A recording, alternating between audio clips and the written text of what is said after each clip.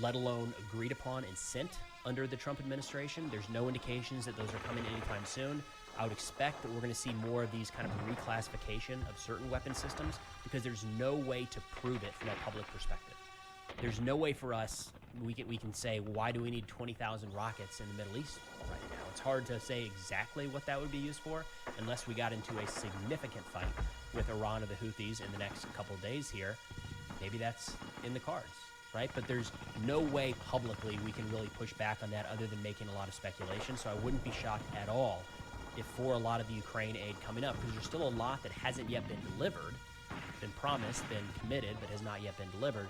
Wouldn't be surprised to see this tactic utilized more and more. Of course, it's frustrating because these weapon systems that they're talking about are ones to defend Ukrainian cities, keep people alive. And let's just buy more of them, right? Or this would be a great time for the Defense Department to come out with a statement and say, yes, we had to reallocate these for a reason A, B, and C.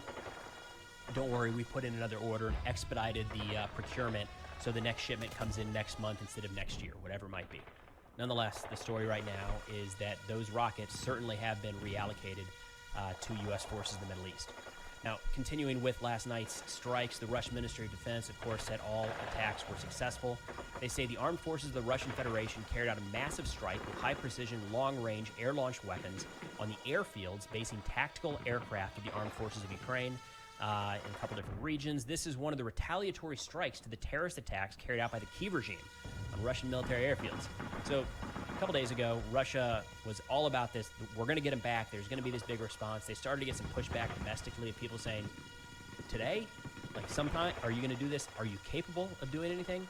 Finally, they launched what looked like any other attack that they've been doing for weeks and months on end. And there were a lot of people in Russia that pushed back on that and said, my God, guys, just don't call it a response. Because this is very clearly just the same thing you were going to do anyways. My guess is they saw that pushback and decided, well, let's just label like the next handful of attacks our response. So last night, once again, albeit a very similar attack we've seen in recent weeks and months, Russia labeled this also as part of their attack or as a response to their Ukrainian attack on the Russian military airfields. This also comes in line with a report yesterday, more and more suggestions, no proof, but suggestions that the Russian aircraft Su-35 that was shot down may have been intercepted by a Ukrainian F-16.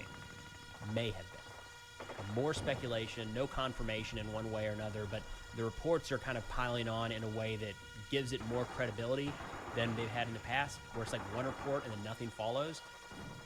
So it's entirely possible that this strike against Ukrainian airfields came on the heels of that.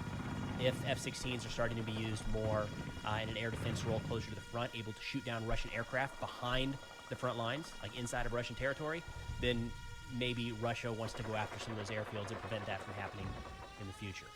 Now, at the same time, Ukraine carried out a series of strikes last night into Russia. Again, nearly every single night now, significant Ukrainian drone attacks.